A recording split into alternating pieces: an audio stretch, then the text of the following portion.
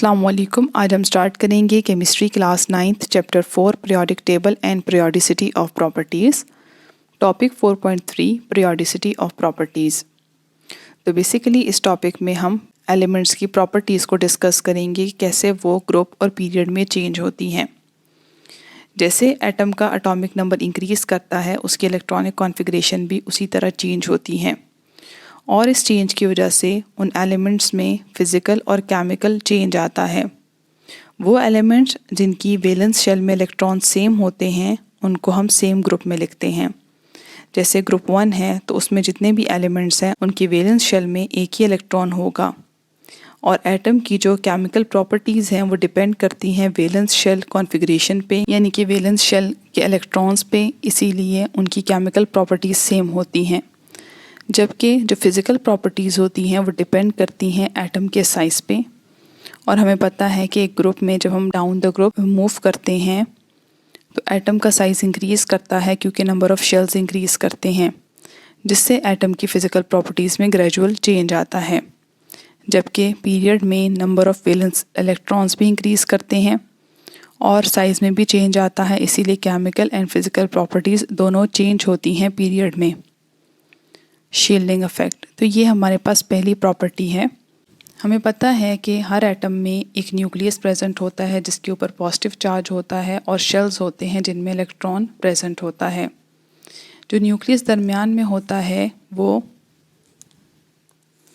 इन electrons को अपनी तरफ अट्रैक्ट करता है जो शेल्स में प्रेजेंट होते हैं। तो न्यूक्लियस हर शेल के इलेक्ट्रॉन को अपनी तरफ अट्रैक्ट करता है, लेकिन जैसे कि ये न्यूक्लियस है, ये फर्स्ट शेल के इलेक्ट्रॉन को भी अट्रैक्ट करेगा और सेकंड शेल के इलेक्ट्रॉन को भी। लेकिन जब ये सेकंड शेल का इलेक्ट्रॉन न्यूक्लियस के अट्रैक्शन में आएगा, यानी कि न्यूक्लियस उसको अपनी तरफ पुल करने की कोशिश करेगा, तो ये जो इलेक्ट्रॉन्स दरमियान में हैं ये उस न्यूक्लियस को रोकेंगे इस इलेक्ट्रॉन को अट्रैक्ट करने से। क्यों? क्योंकि negative negative repel each other, जिसकी वजह से न्यूक्लियस उस फोर्स के साथ इस इलेक्ट्रॉन को अट्रैक्ट नहीं कर पाएगा जिसके साथ उसको करना चाहिए। इसका मतलब ये है कि ये जो वैलेंस इलेक्ट्रॉन है न्यूक्लियस की, इस पे फोर्स जो है वो कम हो चुकी है due to presence of these inner electrons. तो जो रिडक्शन हुई है फोर्स ऑफ अट्रैक्शन में between the nucleus and the valence electron due to presence of these inner electrons is called shielding effect. तो जितने ज़्यादा दरमियान में शेल्स होंगे न्यूक्लियस और वैलेंस इलेक्ट्रॉन के, उतने ज़्यादा इलेक्ट्रॉन्स इनके दरमियान में होंगे जो रिपल्जन करेंगे, और जितनी ज़्यादा रिपल्जन होगी उतनी ज़्यादा अट्रैक्शन जो है वो रिड्यूस होगी। तो हम ये कह सकते हैं कि न्यूक्लियस और वैलेंस शेल के दरमियान जितने ज़्यादा शेल्स होंगे शील्डिंग इफेक्ट उतनी ज़्यादा होगी। जैसे हमारे पास दो एलिमेंट्स हैं बेरिलियम और मैग्नीशियम, और हमने चेक करना है कि किस में शील्डिंग इफेक्ट ज़्यादा है। उसके लिए हम दोनों के शेल्स को देखेंगे। ये बेरिलियम का न्यूक्लियस है और ये वैलेंस इलेक्ट्रॉन है। इन दोनों के दरमियान दो इनर इलेक्ट्रॉन्स हैं। जबकि मैग्नीशियम में ये न्यूक्लियस है और ये जो रेड में है ये वैलेंस इलेक्ट्रॉन है। और आप नोट करें कि इस वैलेंस इलेक्ट्रॉन और न्यूक्लियस के दरमियान टोटल 10 इलेक्ट्रॉन्स हैं। बेरिलियम के केस में 2 हैं और यहाँ पर 10 हैं। तो जितने ज़्यादा इनर इलेक्ट्रॉन्स होते हैं उतनी ज़्यादा रिपल्जन होती है और reduction in force of attraction होती है। इसका मतलब शील्डिंग इफेक्ट उतनी ज़्यादा होती है। तो हम बेसिकली ये कहते हैं कि जितने ज़्यादा शेल्स होंगे शील्डिंग इफेक्ट उतनी ज़्यादा होगी। तो मैग्नीशियम में नंबर ऑफ़ शेल्स ज़्यादा हैं तो शील्डिंग इफेक्ट ज़्यादा होगी। लिथियम वर्सेस बेरिलियम, जबकि हम लिथियम और बेरिलियम को देखें तो लिथियम के केस में और बेरिलियम के केस में same number of inner electrons हैं। जैसे आप यहाँ पर देखें तो बेरिलियम और वैलेंस इलेक्ट्रॉन के दरमियान 2 इलेक्ट्रॉन्स हैं, जबकि लिथियम न्यूक्लियस और वैलेंस इलेक्ट्रॉन के दरमियान भी 2 इलेक्ट्रॉन्स हैं। इसका मतलब दोनों की जो शील्डिंग इफेक्ट होगी वो सेम होगी। तो हम ये कह सकते हैं जब हम ग्रुप में मूव करते हैं तो शील्डिंग इफेक्ट इंक्रीज़ करती है क्योंकि शेल नंबर इंक्रीज़ करता है, जबकि अक्रॉस अ पीरियड जो है वो शील्डिंग इफेक्ट कांस्टेंट रहती है क्योंकि इनर शेल्स में चेंज नहीं आता। तो ये हम देख रहे हैं कि ग्रुप में क्या हो रहा है, नंबर ऑफ़ शेल्स इंक्रीज़ कर रही हैं, साइज़ इंक्रीज़ कर रहा है, शील्डिंग इफेक्ट इंक्रीज़ हो रहा है।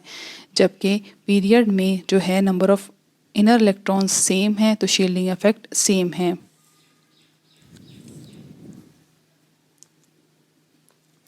Example 4.4 Identifying the element whose atoms have greater shielding effect using periodic table.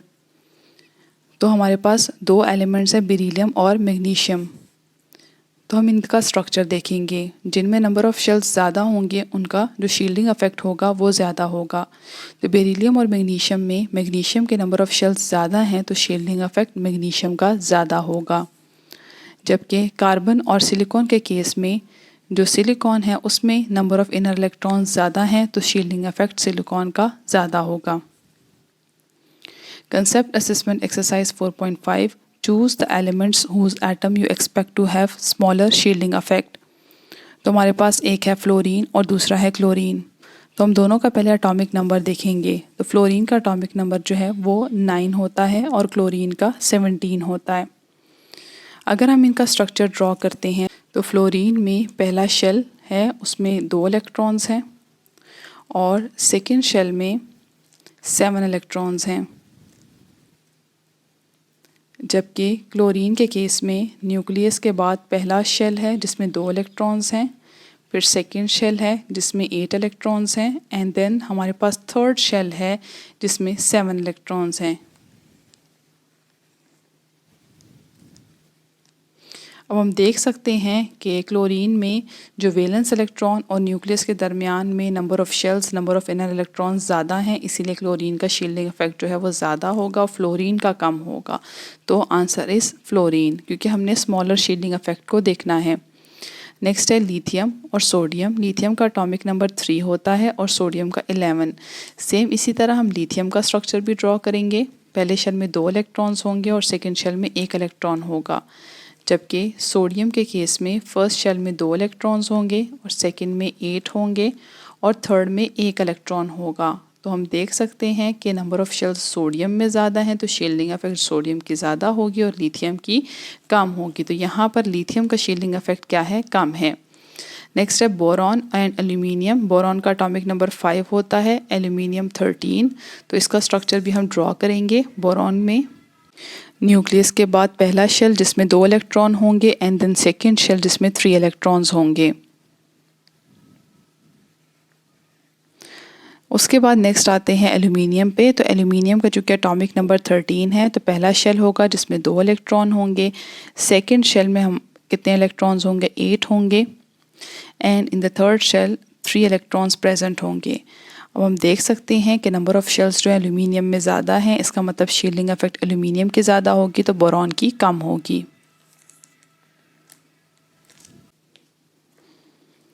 Atomic size. Atomic size is the average distance from nucleus to outermost shell. मतलब आप कोई भी एटम ले लें तो उसके जो न्यूक्लियस और आखिरी शेल में जो इलेक्ट्रॉन्स प्रेजेंट होंगे उनके दरमियान जो डिस्टेंस होगा वो एटॉमिक साइज़ कहलाता है। तो एटॉमिक साइज़ जो है वो डिपेंड करता है कि एटम के इलेक्ट्रॉनिक कॉन्फ़िगरेशन पे। अगर हम अक्रॉस द पीरियड देखें यानी कि लेफ़्ट टू राइट तो एटॉमिक रेडियस जो है वो डिक्रीज़ करता है, क्योंकि लेफ़्ट टू राइट जब हम मूव करते हैं तो नंबर ऑफ़ शेल्स सेम होते हैं। जैसे लिथियम का एटॉमिक नंबर 3 है, बेरिलियम का 4 है और बोरॉन का 5 है। तो अगर हम इनका स्ट्रक्चर ड्रॉ करते हैं तो दोनों में न्यूक्लियस के बाद जो है वो फर्स्ट शेल होता है जिसमें 2 इलेक्ट्रॉन होते हैं। न्यूक्लियस है, उसके बाद पहले शेल में 2 इलेक्ट्रॉन्स और सेकंड में 1 इलेक्ट्रॉन है। इस तरह बेरिलियम में भी ऐसा ही होगा। जो न्यूक्लियस है उसके बाद पहले शेल में 2 इलेक्ट्रॉन होंगे और सेकंड शेल में 2 इलेक्ट्रॉन्स होंगे। इसी तरह बोरॉन में भी न्यूक्लियस के बाद जो है वो पहला शेल होगा जिसमें 2 इलेक्ट्रॉन होंगे, सेकंड में 3 इलेक्ट्रॉन्स होंगे। वो आप नोट करें कि तीनों में नंबर ऑफ़ शेल्स सेम हैं। तो नंबर ऑफ़ शेल्स जब सेम होते हैं तो शील्डिंग इफेक्ट तो सेम होती है, लेकिन जो एटॉमिक साइज़ है वो चेंज होता है। रीज़न क्या होती है, क्योंकि देखिए लिथियम का एटॉमिक नंबर 3 है, इसका मतलब इसके न्यूक्लियस में 3 प्रोटॉन्स हैं। इस तरह बेरिलियम में 4 प्रोटॉन्स हैं एंड बोरॉन में 5 प्रोटॉन्स हैं। तो जैसे जैसे नंबर ऑफ़ प्रोटॉन्स इंक्रीज़ करते हैं न्यूक्लियर चार्ज इंक्रीज़ होता है और न्यूक्लियर चार्ज इंक्रीज़ होने से वैलेंस इलेक्ट्रॉन पर अट्रैक्शन इंक्रीज़ हो जाती है, जिससे एटम का साइज़ श्रिंक कर जाता है और साइज़ डिक्रीज़ करता है। जबकि डाउन द ग्रुप जो है एटॉमिक रेडियस इंक्रीज़ करता है और रीज़न ये होती है कि down the group extra shell add होता है जिसकी वजह से एटम का साइज़ इंक्रीज़ होता है। जैसे लिथियम और सोडियम दोनों एक ही ग्रुप से बिलोंग करते हैं। लिथियम का स्ट्रक्चर ड्रॉ करें तो उसमें 2 शेल्स हैं, जबकि सोडियम में 3 शेल्स हैं और पोटेशियम में 4 हैं। तो हर एक्स्ट्रा शेल के साथ एटम का साइज़ इंक्रीज़ करता है। ये आप नोट कर सकते हैं कि जब हम ग्रुप में मूव कर रहे हैं तो जो साइज़ है वो इंक्रीज़ कर रहा है। हाइड्रोजन के बाद लिथियम का साइज़ है, फिर सोडियम पोटेशियम, तो साइज़ इंक्रीज़ कर रहा है। जबकि जब हम पीरियड में मूव कर रहे हैं तो नंबर ऑफ़ शेल्स तो सेम है, लेकिन न्यूक्लियर अट्रैक्शन की वजह से जो साइज़ है वो डिक्रीज़ कर रहा है। Example 4.5 Identifying the element that has greater atomic radius. Choose the element whose atom you expect to have larger atomic radius in each of the following pairs. तो पहला क्वेश्चन है मैग्नीशियम एंड एल्यूमिनियम। अब magnesium का atomic number 12 है, aluminium का 13 है। It means कि दोनों सेम पीरियड से बिलोंग करते हैं। पहले मैग्नीशियम आता है और फिर एल्यूमिनियम आता है। अब दोनों में नंबर ऑफ़ शेल्स तो सेम है, जैसे मैग्नीशियम में भी जो है हमारे पास 3 शेल्स होते हैं और एल्यूमिनियम में भी हमारे पास 3 शेल्स होते हैं। फ़र्क इनके न्यूक्लियर चार्ज में है। तो एल्यूमिनियम जो है उसके न्यूक्लियस में 13 प्रोटॉन्स हैं, जबकि मैग्नीशियम के केस में 12 प्रोटॉन्स हैं। तो अट्रैक्शन जो है वो एल्यूमिनियम की ज़्यादा है, इसीलिए इसका साइज़ छोटा होगा। एल्यूमिनियम का साइज़ स्मॉल है मैग्नीशियम से, तो लार्जर एटॉमिक रेडियस मैग्नीशियम का है। कार्बन और सिलिकॉन के केस में देखें तो जो कार्बन है और सिलिकॉन है इनकी दोनों सेम ग्रुप से बिलोंग कर रहे हैं, क्योंकि कार्बन का जो एटॉमिक नंबर होता है वो 6 होता है और सिलिकॉन का 14 होता है। हम अगर इसके स्ट्रक्चर को ड्रॉ करें तो कार्बन के केस में पहला शेल जिसमें 2 इलेक्ट्रॉन और सेकंड में हमारे पास होते हैं 4 इलेक्ट्रॉन्स, जबकि सिलिकॉन के केस में पहला शेल होता है पहले जिसमें 2 इलेक्ट्रॉन्स होते हैं, सेकंड शेल होता है जिसमें 8 इलेक्ट्रॉन्स होते हैं एंड देन थर्ड शेल होता है जिसमें 4 इलेक्ट्रॉन्स होते हैं। तो इसका मतलब है कि सिलिकॉन में नंबर ऑफ़ शेल्स ज़्यादा हैं तो इसलिए उसका साइज़ बड़ा होगा, और कार्बन नंबर ऑफ़ शेल्स कम है तो इसका साइज़ क्या होगा, छोटा साइज़ होगा। तो इन दोनों में से साइज़ जो है वो सिलिकॉन का क्या है, लार्जर है। Concept Assessment Exercise 4.6 Using the periodic table but without looking at the figure 4.4 choose the element whose atom you expect to have smaller atomic radius in each of the following pairs. अब आप दोबारा इनका structure draw करेंगे। Oxygen का atomic number जो होता है वो 8 होता है और सल्फ़र का 16 होता है। तो हम दोनों का स्ट्रक्चर देखते हैं, दोनों सेम ग्रुप से बिलोंग करते हैं। अगर हम इनका स्ट्रक्चर ड्रॉ करें जिससे हमें पता लग जाएगा, पहले ऑक्सीजन का न्यूक्लियस है, उसके बाद पहले शेल में 2 इलेक्ट्रॉन्स हैं, सेकंड शेल में 6 इलेक्ट्रॉन्स हैं। नेक्स्ट हमारे पास आ जाता है सल्फ़र, और सल्फ़र के केस में न्यूक्लियस है जिसके बाद पहला शेल है जिसमें 2 इलेक्ट्रॉन्स होंगे, सेकंड शेल जिसमें 8 इलेक्ट्रॉन्स होंगे एंड देन थर्ड शेल होगा जिसमें 6 इलेक्ट्रॉन्स होंगे। इसका मतलब है कि जो सल्फ़र है उसमें नंबर ऑफ़ शेल्स क्या हैं, ज़्यादा है ऑक्सीजन से। तो जिसका शेल्स ज़्यादा होते हैं उनका साइज़ ज़्यादा होता है और जिनमें नंबर ऑफ़ शेल्स कम होते हैं उनका साइज़ क्या होता है, कम होता है। तो इसका मतलब ऑक्सीजन का जो एटॉमिक रेडियस है वो कम है। इसी तरह हम ऑक्सीजन और फ्लोरीन को देखेंगे, दोनों सेम जो है वो पीरियड से बिलोंग करते हैं। ऑक्सीजन का एटॉमिक नंबर 8 है और फ्लोरीन का 9 है। इसके बाद फ्लोरीन आता है, दोनों में फ़र्क क्या होगा, नंबर ऑफ़ शेल्स तो सेम होंगे, फ़र्क आएगा इनके न्यूक्लियर चार्ज में। फ्लोरीन का न्यूक्लियर चार्ज ज़्यादा है इसीलिए उसका साइज़ स्मॉल होगा। Ionisation energy. आयोनाइजेशन एनर्जी वो मिनिमम अमाउंट ऑफ एनर्जी है जो यूज़ होती है आउटर मोस्ट इलेक्ट्रॉन को रिमूव करने के लिए। हमें जैसे पता है कुछ एटम्स होते हैं, जैसे सोडियम एटम है, इसी तरह लिथियम है, इन जिनके वैलेंस में 1 इलेक्ट्रॉन होता है, या जो वो मेटल्स जो इलेक्ट्रॉन को लूज़ करते हैं। जब एटम इलेक्ट्रॉन को लूज़ करते हैं तो इलेक्ट्रॉन को निकालने के लिए कुछ एक्सटर्नल फोर्स की ज़रूरत होती है। उस एक्सटर्नल फोर्स को हम आयोनाइजेशन एनर्जी कहते हैं। जैसे हमारे पास एक एटम X है और उसके वैलेंस शेल से हमने इलेक्ट्रॉन निकालना है, जैसे ये इसका वैलेंस शेल है जिसमें इलेक्ट्रॉन प्रेजेंट है। हमें पता है कि न्यूक्लियस जो है वो हर शेल में जो इलेक्ट्रॉन्स प्रेजेंट होते हैं उनको अट्रैक्ट करता है। तो इसका मतलब न्यूक्लियस ने इस इलेक्ट्रॉन को अपनी तरफ अट्रैक्ट किया हुआ है। अब न्यूक्लियस की अट्रैक्शन से इस इलेक्ट्रॉन को निकालने के लिए हमें कोई एक्सटर्नल एनर्जी प्रोवाइड करनी होती है, यानी कि एक्सटर्नल फोर्स प्रोवाइड करनी होती है जो इस इलेक्ट्रॉन को न्यूक्लियस के अट्रैक्शन से बाहर निकाले। वो जो एक्सटर्नल फोर्स या एनर्जी हमें प्रोवाइड करनी होती है इस इलेक्ट्रॉन को निकालने के लिए उसको हम कहते हैं आयोनाइजेशन एनर्जी। इसका मतलब ये है कि वो इलेक्ट्रॉन जिस पे न्यूक्लियस की अट्रैक्शन ज़्यादा होगी उसको रिमूव करना मुश्किल होगा, इसका मतलब उसकी आयोनाइजेशन एनर्जी ज़्यादा होगी। और वो इलेक्ट्रॉन जो लूजली हेल्ड होगा उसको निकालने के लिए कम फोर्स अप्लाई करनी होगी, इसका मतलब उसकी आयोनाइजेशन जो है वो कम होगी। इसलिए यहाँ लिखा हुआ है हाई आयोनाइजेशन एनर्जी किसकी होगी, जिसमें स्ट्रॉन्ग अट्रैक्शन होगी न्यूक्लियस और वैलेंस इलेक्ट्रॉन की, जबकि लो आयोनाइजेशन एनर्जी उन एटम्स की होगी जिनमें अट्रैक्शन वीक होगी। तो हमें पता है कि डाउन द ग्रुप जो वैलेंस इलेक्ट्रॉन है वो न्यूक्लियस से दूर जाता है, क्योंकि नंबर ऑफ शेल्स इंक्रीज करते हैं। तो जितना वैलेंस इलेक्ट्रॉन न्यूक्लियस से दूर जाता है उसकी अट्रैक्शन उतनी कम होती है, इलेक्ट्रॉन को लूज़ करना जो है वो आसान हो जाता है, कम फोर्स अप्लाई करनी पड़ती है। इसका मतलब जो आयोनाइजेशन एनर्जी है वो ग्रुप में डिक्रीज़ करती है। जबकि अक्रॉस द पीरियड हमें पता है कि जो साइज़ है वो डिक्रीज़ करता है, तो इसका मतलब न्यूक्लियस की अट्रैक्शन वैलेंस इलेक्ट्रॉन पे ज़्यादा हो जाती है, जिसकी वजह से जो आयोनाइजेशन एनर्जी है वो इंक्रीज़ करती है। जैसे हमने एग्जांपल ली हुई है, ग्रुप में लिथियम है और सोडियम है, तो सोडियम में जो वैलेंस इलेक्ट्रॉन है वो दूर है, अट्रैक्शन कम है, इसीलिए इसकी आयोनाइजेशन एनर्जी कम होगी। जबकि लिथियम और बेरिलियम के केस में लिथियम का साइज़ बड़ा है, इसीलिए उसकी आयोनाइजेशन एनर्जी जो है वो कम होगी, बेरिलियम की आयोनाइजेशन एनर्जी ज़्यादा होगी क्योंकि इसका साइज़ छोटा है। तो ये हमारे पास वेरिएशन आ गई है पीरियड और ग्रुप में। आप नोट कर सकते हैं कि ग्रुप में जब हम मूव कर रहे हैं तो जो आयोनाइजेशन एनर्जी की वैल्यू है वो डिक्रीज़ कर रही है क्योंकि इलेक्ट्रॉन न्यूक्लियस से दूर जा रहा है, जबकि हम अगर पीरियड में मूव करते हैं तो इंक्रीज़ करती है क्योंकि साइज स्मॉल होता जाता है। Example 4.6 identifying the element that has smaller ionisation energy.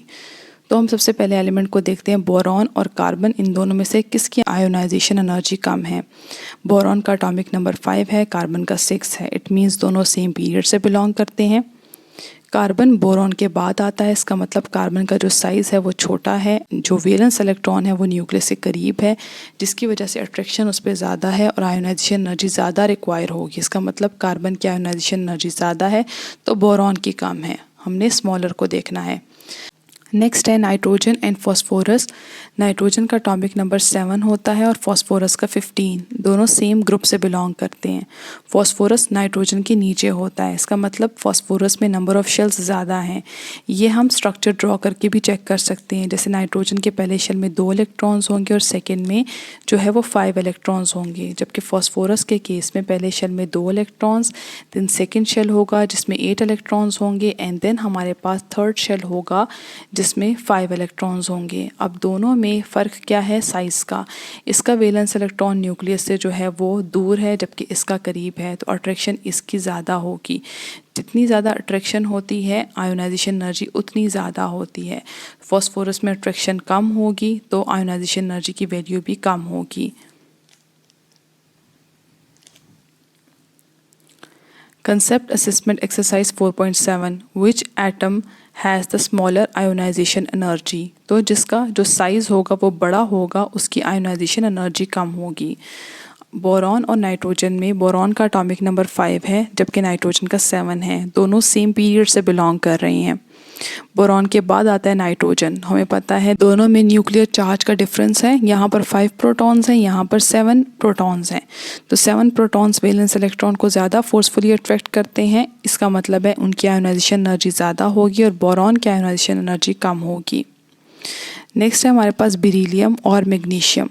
तो अगर बेरिलियम को देखिए इसका एटॉमिक नंबर 4 है और मैग्नीशियम का 12 है, दोनों जो है सेम ग्रुप से बिलोंग करते हैं। आप स्ट्रक्चर ड्रॉ करके भी ये चीज़ चेक कर सकते हैं, जैसे बेरिलियम के पहले शेल में 2 इलेक्ट्रॉन्स होते हैं और सेकंड शेल में भी 2 इलेक्ट्रॉन्स होते हैं, जबकि इसके नीचे आता है हमारे पास मैग्नीशियम जिसके पहले शेल में 2 इलेक्ट्रॉन्स होते हैं, सेकेंड में 8 इलेक्ट्रॉन्स होते हैं एंड थर्ड में जो है वो 2 इलेक्ट्रॉन्स होते हैं। तो इसका मतलब है कि जो मैग्नीशियम के जो वैलेंस इलेक्ट्रॉन हैं वो न्यूक्लियस से दूर हैं, अट्रैक्शन इनकी कम है, इसका मतलब ये है आयोनाइजेशन एनर्जी भी कम होगी। जबकि बेरिलियम का जो साइज़ है वो छोटा है, न्यूक्लियस के करीब है वैलेंस इलेक्ट्रॉन, तो आयोनाइजेशन एनर्जी इनकी क्या होगी, ज़्यादा होगी। तो इसकी आयोनाइजेशन एनर्जी ज़्यादा है, मैग्नीशियम की कम है, तो आंसर आएगा मैग्नीशियम। इसके बाद नेक्स्ट है कार्बन और सिलिकॉन। कार्बन का जो एटॉमिक नंबर होता है वो 6 होता है, जबकि सिलिकॉन का 14 होता है।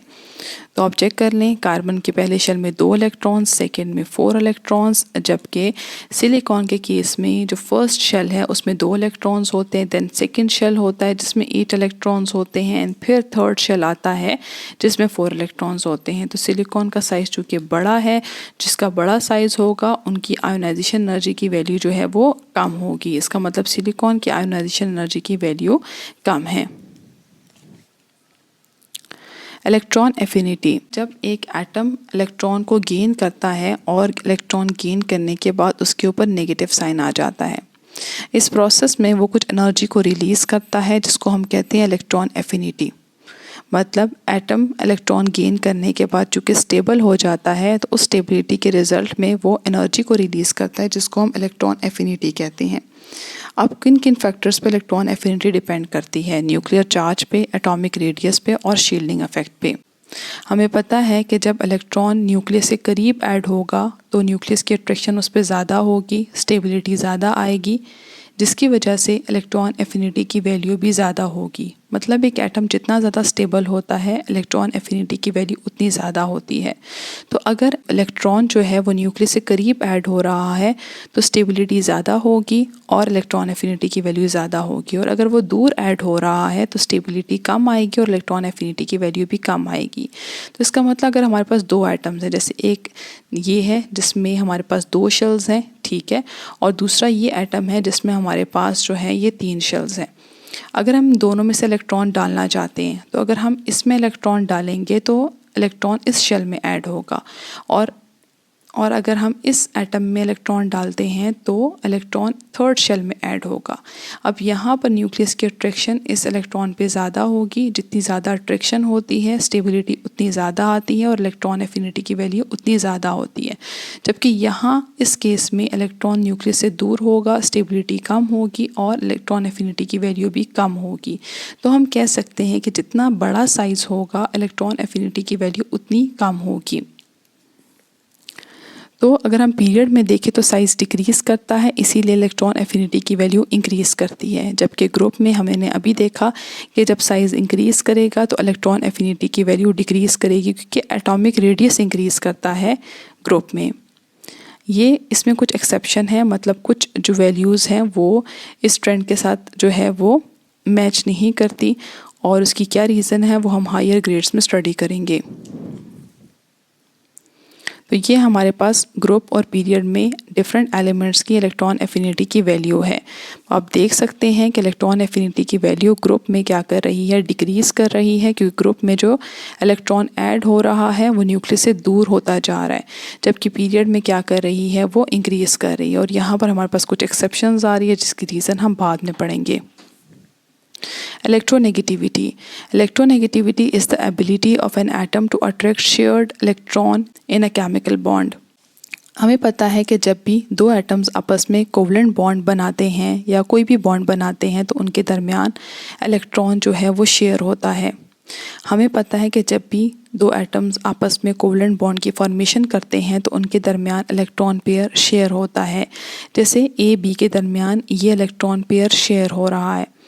तो कभी कभी ऐसा होता है कि जो एक एटम होता है उसकी इलेक्ट्रॉन अट्रैक्ट करने की पावर दूसरे से ज़्यादा होती है।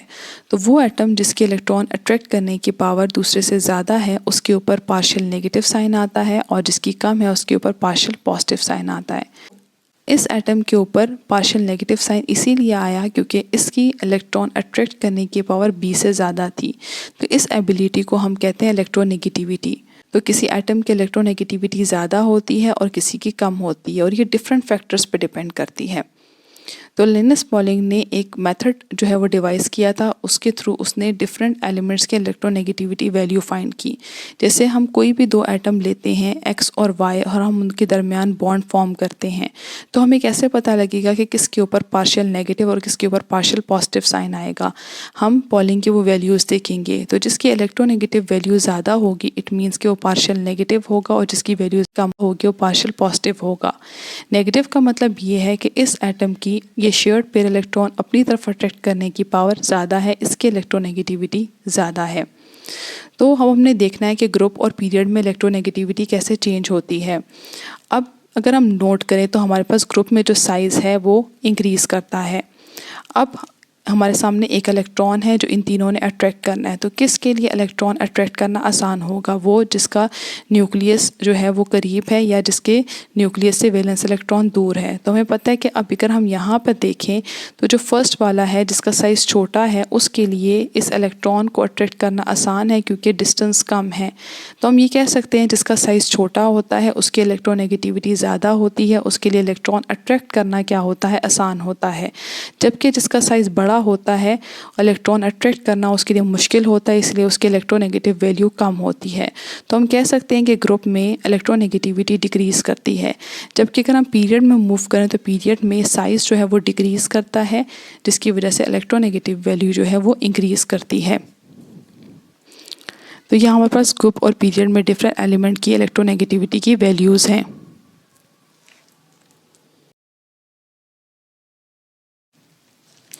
आई होप कि आपको ये टॉपिक समझ में आ गया होगा। फर्दर अपडेट्स के लिए आप हमारे व्हाट्सएप चैनल को ज्वाइन कर सकते हैं जिसका लिंक डिस्क्रिप्शन बॉक्स में गिवन होगा। Thank you so much. अल्लाह हाफिज़।